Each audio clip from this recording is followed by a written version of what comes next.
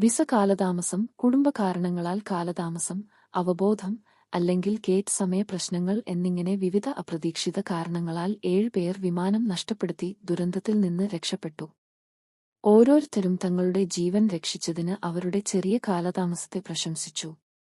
Flight -171 കോക്പിറ്റിൽ 2 പുരുഷന്മാരുണ്ടായിരുന്നു, captain Sumeet സബർവാളും ഫസ്റ്റ് ഓഫീസർ ക്ലൈവ് കുന്ദറും. എയർ ഇന്ത്യയുടെ ഏറ്റവും പരിചയസമ്പന്നരായ 787 പൈലറ്റുമാരിൽ ഒരാളായ ക്യാപ്റ്റൻ സബർവാളിന് 8200-ലധികം പറക്കൽ മണിക്കൂറുകൾ ഉണ്ടായിരുന്നു. ക്ലൈവ് പ്രായം കുറഞ്ഞവനായിരുന്നു, സ്വപ്നങ്ങളും അത്രയും ഉയരത്തിൽ പറന്നു. ദുരന്തം സംഭവിച്ച നിമിഷം, അവസാന നിമിഷം വരെ അവർ പോരാടി. അവർ മെയ്ഡേ ആഹ്വാനം ചെയ്തു. വിമാനത്തെ സ്ഥിരപ്പെടുത്താൻ ശ്രമിച്ചു. എന്നാൽ ചിലപ്പോൾ ഏറ്റവും മികച്ചവർക്ക് പോലും വിധിയോട് പോരാടാൻ കഴിയില്ല. അവർ അതിജീവിച്ചില്ല. പക്ഷേ അവർ തളർന്നില്ല. ഇന്ന് പൈലറ്റുമാരായി മാത്രമല്ല, അവരുടെ അവസാന പറക്കലിലെ വീരന്മാരായും നമ്മൾ അവരെ ഓർക്കുന്നു. 10 ക്യാബിൻ ക്രൂ അംഗങ്ങളുടെ ഒരു സമർപ്പിത സംഘം വിമാനത്തിൽ യാത്രയിൽ പങ്കെടുത്തു. ശ്രദ്ധ ധവാൻ, 44, മുംബൈയിൽ നിന്നുള്ള സീനിയർ എയർ ഹോസ്റ്റസ്. സൈനീത ചക്രവർത്തി, 35, മുംബൈയിൽ നിന്നുള്ള.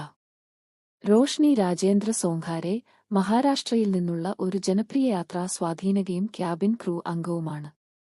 യാത്രാ ഉള്ളടക്കം ഓൺലൈനിൽ പോസ്റ്റ് ചെയ്യുന്നതിലൂടെ അറിയപ്പെടുന്ന അവർക്ക് 54,000-ത്തിലധികം ഇൻസ്റ്റാഗ്രാം ഫോളോവേഴ്സ് ഉണ്ടായിരുന്നു. മണിപ്പൂരിൽ നിന്നുള്ള നഗന്തോയ് കോംബ്രൈലാപാം ശർമ്മയും ലാമന്ദിം സിംഗ്സണും. ദീപക് പഥക്, അപർണ മഹാദിക്, മൈഥിലി പാട്ടീൽ, ഇർഫാൻ ഷെയ്ഖ്, മനീഷ താപ്പ എല്ലാവരും യാത്രക്കാരുടെ പരിചരണത്തിൽ പ്രതിജ്ഞാബദ്ധരായ പരിചയസമ്പന്നരായ ടീം അംഗങ്ങളാണ്. ആ ഭയാനകമായ അവസാന നിമിഷങ്ങളിൽ വിമാനം തകർന്നു വീണപ്പോഴും അവർ യാത്രക്കാർക്ക് വഴികാട്ടിയും ആശ്വസിപ്പിച്ചും സംരക്ഷിക്കാൻ ശ്രമിച്ചും കൂടെ നിന്നു. ചായയും സുരക്ഷാ നിർദ്ദേശങ്ങളും മാത്രം വിളമ്പിയില്ല, അവർ എല്ലാം നൽകി. ഇന്ന് അവർ എങ്ങനെ മരിച്ചു എന്നതിന്റെ പേരില്ല, മറിച്ച് എങ്ങനെ ജീവിച്ചു എന്നതിന്റെ പേരിലാണ് നമ്മൾ അവരെ ഓർക്കുന്നത്. ധൈര്യത്തോടെയും പ്രതിബദ്ധതയോടെയും. അപകടത്തിനു ശേഷമുള്ള ദിവസങ്ങളിൽ അന്താരാഷ്ട്ര വാർത്താ സ്രോതസ്സുകളിൽ നിന്നും മാധ്യമങ്ങളിൽ നിന്നുമാണ് ഈ കഥകൾ പുറത്തുവന്നത്. അവ അതിജീവനത്തിന്റെ വലിയ ദുരന്തവും വേട്ടയാടുന്ന നിമിഷങ്ങളും എടുത്തുകാണിക്കുന്നു. പ്രതീക്ഷകളും സ്വപ്നങ്ങളുമായാണ് അവർ യാത്ര തിരിച്ചത്. പക്ഷേ വിധിക്ക് വേറെയും പദ്ധതികളുണ്ടായിരുന്നു. നമുക്ക് അവരുടെ പേരുകളും കഥകളും ഓർമ്മിക്കാം. അവർ അവശേഷിപ്പിച്ച നിശബ്ദത ഒരിക്കലും മറക്കരുത്.